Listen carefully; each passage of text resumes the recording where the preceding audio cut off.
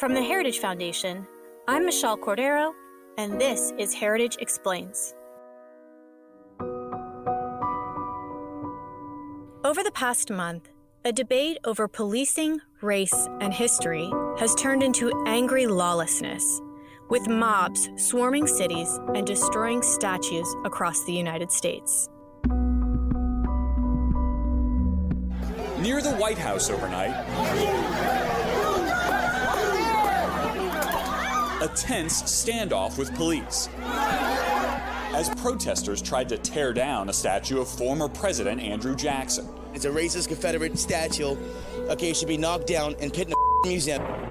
To West Englewood Staple, a statue of Abraham Lincoln sitting on the corner of 69th and Walcott for almost 100 years. I grew up with this statue. It's like a landmark. But days ago, someone vandalized it. There was intentionality behind purposefully tarring Abraham Lincoln's bust, wrapping it in tar paper, and setting it on fire. For neighbors, it's hard to believe. To see this defaced like that, burnt up like that, it's a disgrace to the whole neighborhood. Breaking overnight, a statue of Christopher Columbus has been beheaded in Boston. Look at these stark images here at Christopher Columbus Park, right near Boston Harbor, next door to Faneuil Hall and the New England Aquarium. Police are investigating, but so far there's no word on any arrests. During protests over the past few days, statues of figures connected to slavery have been toppled and vandalized all around the world. This video posted Sunday shows protesters tearing down the statue of Thomas Jefferson at the Portland High School named for the president. In 1916, students had raised the money to put it in place. And by Monday morning, June of 2020, the school district had organized a cleanup. It was bittersweet being a Black American and a graduate, class of 69, very proud class of 69. I was on Facebook when I first saw it. My first thing was, wow. Others in the community They should replace it with something that recognizes the truth of Thomas Jefferson. agree with the protesters' intent. Because he was a slave owner. Yeah. This assault on America's history is not new, but it is getting worse. And working to protect America's history and restore confidence in its founding values and principles is more important than it's ever been before. Today on Heritage Explains, we're going to run an episode from October.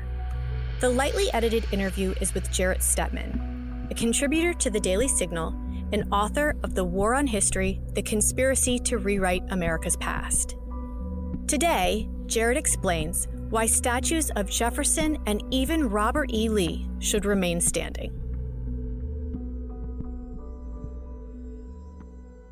Jarrett, thank you so much for joining us. Let's just jump right in and start with Jefferson. So it's true that Jefferson owned slaves, as did many of our founders, and this is something that's hard to come to terms with. To say that slavery is a disgusting and terrible stain on our history isn't even enough. It was a profound moral injustice.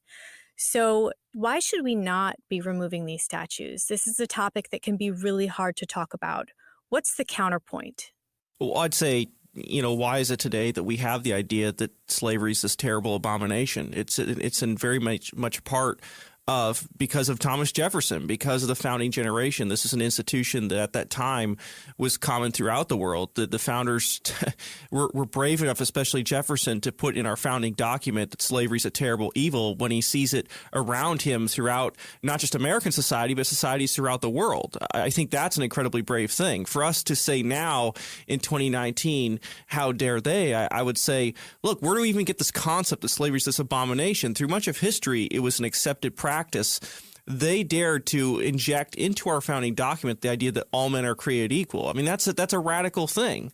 And really, 77 years later, you, of course, had a country that ultimately extinguished that institution with a lot of blood, but because of the words and ideas of that founding generation. And I think it's a misnomer to think that because the founders continued to have slavery while saying those words, all men are created equal, that somehow they didn't mean those words. I think they very much meant them. If you read the documents from Jefferson, you read the notes, you read the opinions of the time, they did believe all men were created equal. They believed that because of positive law, because of tradition, because of the legacy of slavery that existed, that it would just exist in reality, but it was something that needed to be extinguished.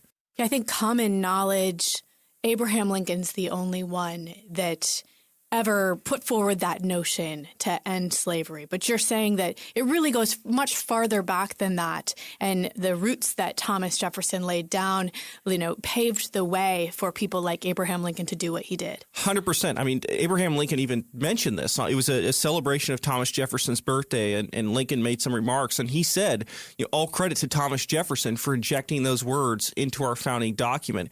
He may have had some issues with the fact that Jefferson continued to own slaves through his life, but understood that this moment, especially as American society came to fully grip the consequences of slavery, the House divided, Lincoln gave tribute to the founding fathers and said, these are the ideas coming from the founding.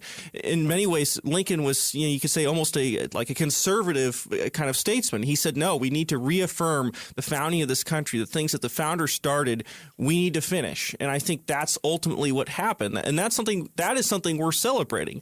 The context, obviously, of terrible things happening in this country, that slavery existed through large parts of the country, existed almost over the entire country at the time of the founding.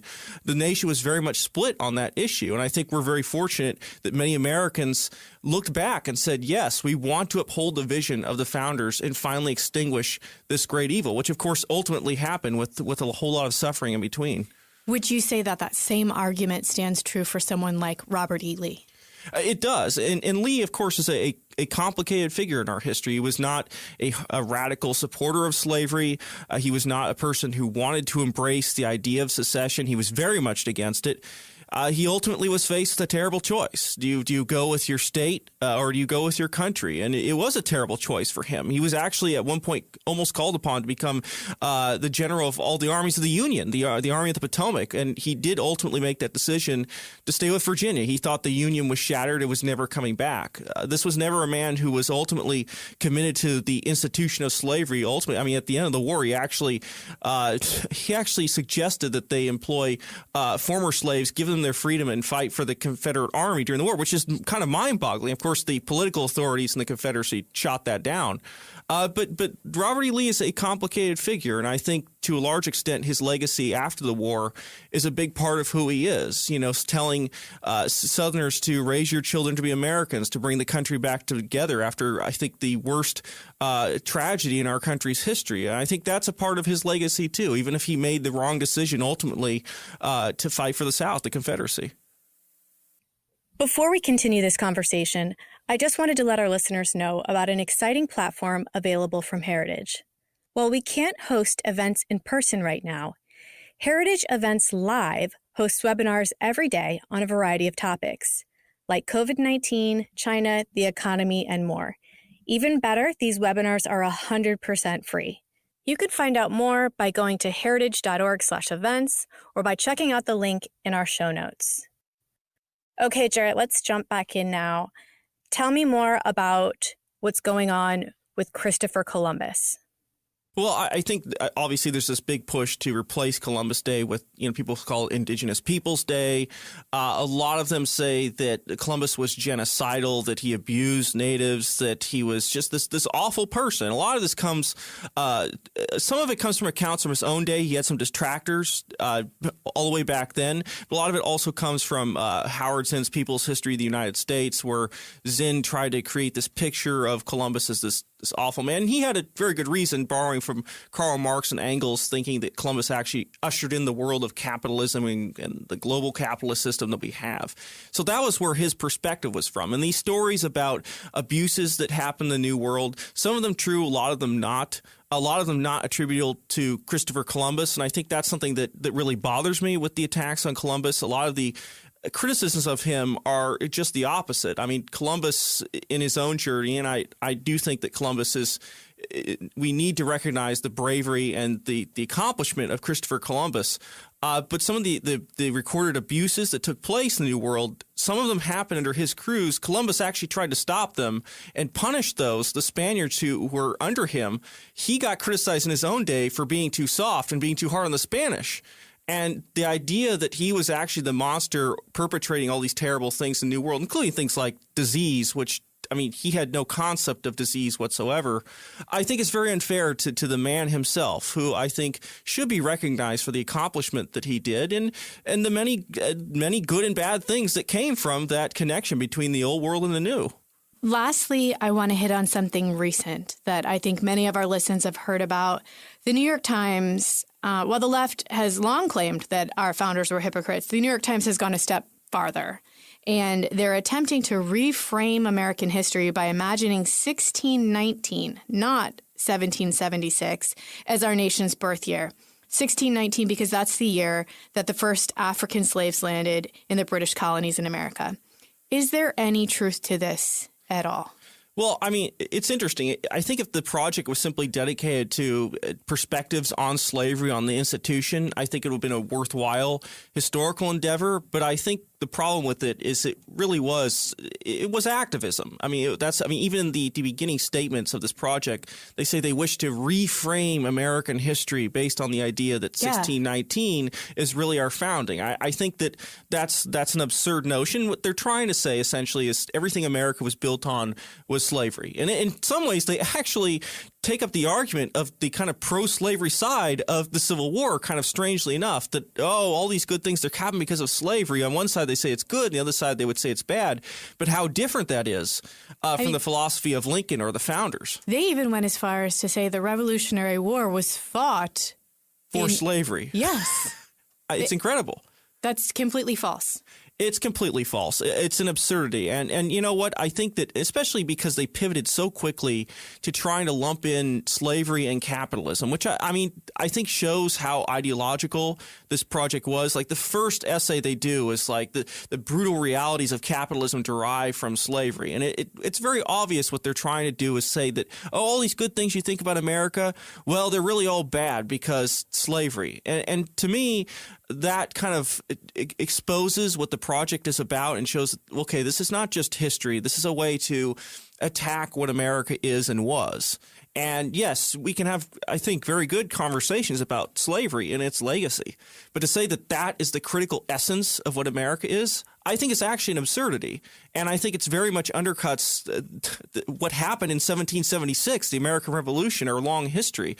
And so, I think, unfortunately, this project, it is a bad one. And ultimately, I think it's going to lead a lot of people astray. And it's going to be, unfortunately, in curriculum across the country as the New York Times and the Pulitzer Prize Committee is now going to be pushing this at the K-12 level for students going to our schools. Jarrett, I should admit that I know you. We're office neighbors here at the Heritage Foundation, and you're also the host of the Right Side of History podcast. I want to give you a little plug there, on top of your book, of course. But I'm curious, have you always felt this passion in your soul for history? When did you become such a history buff? I kind of always did. I think it was large part because of how I was raised. My parents and my grandparents always reinforced this. I've definitely been inspired by them my whole life to really, embrace, being an American. What does that mean? What does our history mean? I've always done a lot of reading since I was young. Actually, something that really, I think, inspired me, especially on this project, especially because I think a lot of our schools have failed to teach American history, is actually my father. When I was in the second grade, I know the day. It was June 6, 1994. It's my son's birthday. Is it? Well, that's a great birthday. My dad asked me, "What did you learn in school today?" And it was very important to him because this was the 50th anniversary of D-Day, the retaking of Normandy. He said, I said, "Oh no, we learned to write these letters." He said, "Well, you didn't learn anything about D-Day?" And so my father actually confronted my teacher at the time and said, why these students, they don't learn anything about American history. Why don't you teach them something about that? I mean, this is a world-changing event. Their grandparents fought in this war. And the teacher said, we had to write these letters and we were very busy. He says, well, why don't you have them write a letter to one of the soldiers who was there on that day? Why don't you combine that with a lesson about, what their country is all about?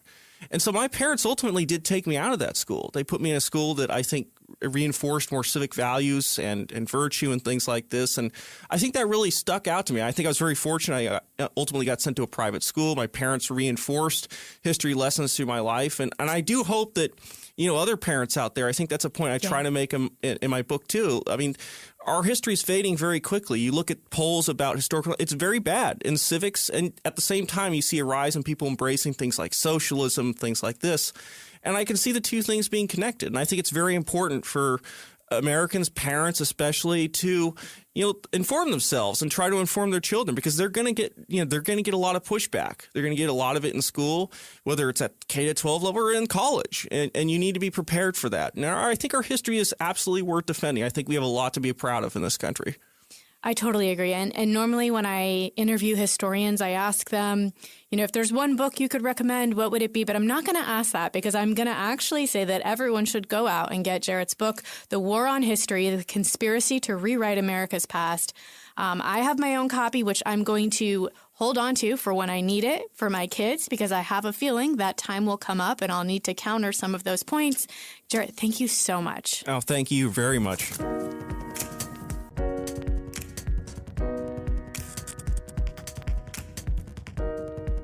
That's it for this week's episode.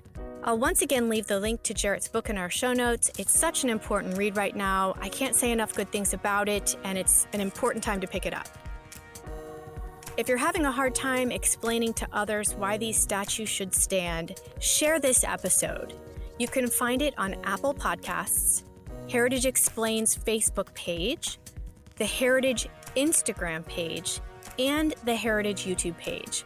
We put all of our episodes everywhere to make it easier for you to listen and share. Hoping you're all well. Tim is up next week, and we'll see you then. Heritage Explains is brought to you by more than 500,000 members of the Heritage Foundation. It is produced by Michelle Cordero and Tim Desher, with editing by John Popp.